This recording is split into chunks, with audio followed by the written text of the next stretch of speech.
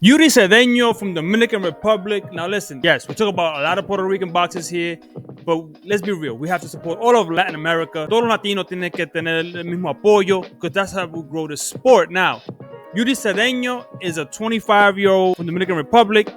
He is 12-0, 11 knockouts, and 1 draw. We're going to talk about that draw. And we're going to take a look at one of his fights that I personally like the most. So we're going to take a look at that and break that down a little bit and see where he's at in his career. And can he do what he says he wants to do? So we're going to take a look at that video real quick. But first, if you're new here, thank you for stopping in and for choosing this video. And if you're an older subscriber, thank you for the continued support. I really appreciate it. Okay, now let's get down to the main story. There go that boy right there. Now, this fight in particular. Now listen, this guy, he's a middleweight. Let me get that right. Let me make sure that I know what I think he's definitely a middleweight. The middleweight division, like I said, he's 25 years old. And he had a draw with Dayan Despetre. Now, before we get into the video, Dayan Despetre is still undefeated. He's still an undefeated fighter. And that was the only draw. I think at that time, Yuri was 6-0, and Dayan Despetre only had 1 win and 0 losses. So they were kind of putting him in to kind of steamroll this guy, and he didn't. He fought to a draw, and then a majority draw, or split decision draw actually. And then that kid went on to keep winning. I think he's 6-0 now, 7-0, 6-0, around there. My thing is, why haven't they gone back to that fight? I want to see Sadeno, like, really see why that fight was a draw. I couldn't find it online for whatever reason. Maybe the way I was searching wasn't working. I want to see why that went to a draw, and did he get better, or did that kid get better? Like, usually, I want to see my fighters, avenge their losses, their draws, things like that. And especially now, where there's no championships involved, it should be easier. And I'm sure Despetre will want to, fight Yuri, since Yuri now has gotten a little bit better. And he just got recently, I think last year, was signed to Top Rank finally. Because before he was just getting fights from Top Rank, whereas now he's actually signed by Top Rank, right? And he said some things about Xander Zayas also to Broadway Joe. And we're going to talk about that after we take a look at this quick video right here. Nice right hand there from Sadeno. That was the best punch. Now you see right there, that's another right hand. He throws up punches with a lot of intention. You see that? In round number 3. The one thing I'm noticing with Sadeno is that, and I see it here, and it didn't bother him in this fight, obviously. He's still undefeated. He follows the guy around. He has to be better at cutting the ring off, right? Right here, he's kind of following him around, punching him, with him a little bit. But you can also see that he throws his punches really hard from the hip. That overhand right, it's kind of looping over top. Has a wide stance. So that pullback, that's a very amateurish move. That's something that Zab Judah used to do a lot. He used to pull back like this, and he would get caught. He would get caught like that, going backward, and get hurt, get knocked down. That's something you're going to have to work on. You can't pull straight back like that. That's Gym 101. Do not pull straight back. You know what I'm saying?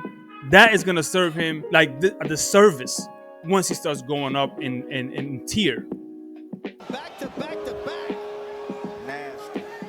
No, hey, I'm here. All right, see that great combination. There we go. But again.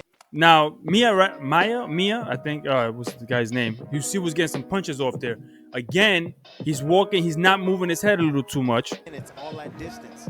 There, he cut the ring a little bit. Great uppercut, great combination. See, he just wants to get you out of there. Good shots, good combination. It's great combinations, good shots. See that 1-2 combination. And there was that overhand right. But he just kept following the guy around. If this guy was top tier out of, elite fighter, that would not be something that he would be able to do. Let's go back a little bit. Let's look at it again. He senses that he's hurt. He's covering up. He's trying to punch around the guard.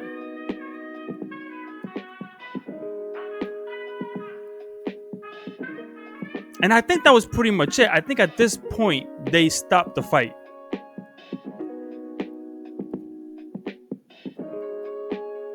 But again, let's just look at this fight. Look. Punching around the guard. He's following him around. I've seen him do better technique, but this is one of his more recent fights.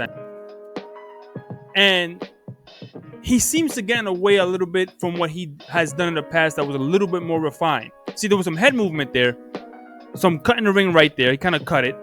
But for the overall narrative, he's following the guy around. He's trying to put everything he can behind every punch. That makes it for an exciting fighter. So I'm actually looking forward to see how he progresses. But the fact that he was, following this guy around. Now listen, he went ahead and he started saying things like he wants, 10 months ago, he did a video interview with Broadway Joel, and he said he wanted Xander Zayas.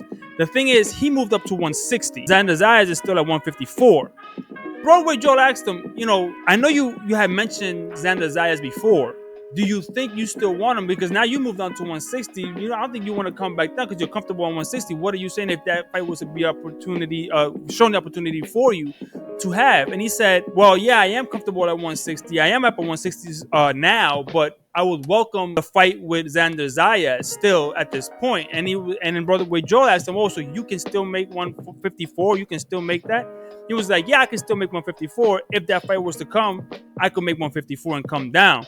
And he was like, okay, so does that, that's because it's easy for you? Are you making 160 pretty easy? And he was like, yeah, I can make 160 so easy that I can come down to 154. Here's my thing, though. Say what you say about Xander Zayas, and I'm one of his bigger critics, right? I like the kid a lot. I think he has excellent talent. This will be an easy fight for him. All the mistakes that I've seen here, Yuri needs to still do a lot of refinement in the gym. Can't pull straight back. Can't follow a guy around. A little bit better head movement. He carries his guard is here, right? You see him when he walks like this.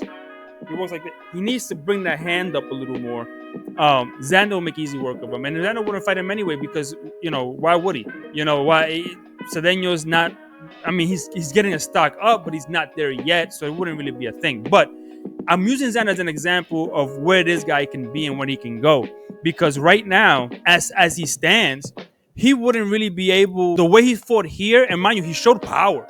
He shows power. The thing is, he doesn't have the technique. You see how he got caught right there? A guy with faster hands and better technique like Xander Zayas will eat him up all day like that. He pulls back like that, he's going to get knocked out or knocked down at the very least. And those overhand rights are easy to see. Those looping overhand rights, those are easy to see and easy to defend. He needs to get his guard up. I think he needs to get his footwork a little better. But at the same time, I think he has a lot of potential. And it'd be exciting to see, especially at the 160 pounds. It'd be interesting to see where he goes. But they got to work on a lot of these things in the ring. But again, I'm going to be covering a lot of these guys, from different countries, Latin American countries. Why? Because we need to, right? Just as Puerto Ricans, right? Puerto Ricans, that's mi patria, that's mi gente. Claro que yo voy a apoyar a Puerto Rico, primero que nada. Pero Dominican Republic, listen, Matias es mitad. I have a Dominican blood in my family. We got to support them because the rivalry, as long as the rivalry stays, a rivalry in the ring and respectful, and we could talk the ish back and forth and, make it like a pride thing. That's great. But, we shouldn't really shit on them just because they're Dominican and, they shouldn't shit on us because we're Puerto Rican. Now, to sell a fight, let's go. As long as we know it's to sell a fight, you know what I mean? I don't mind that. But we gotta talk them up. Everybody can't be garbage, right? We gotta talk them up because at the end of the day, that's what makes for exciting fights. But anyway, let me know in the comments below. What do you think about Euri Cedeño? You think he's gonna be the next guy up for Dominican Republic? Do you think he's better than Polanco at this point, right? That's another guy, Rohan. You think Rohan is better at a better stage to be the next Dominican star for Dominican Republic? Let me know in the comments below, and I'll see you in the next video. And I'm out. Peace.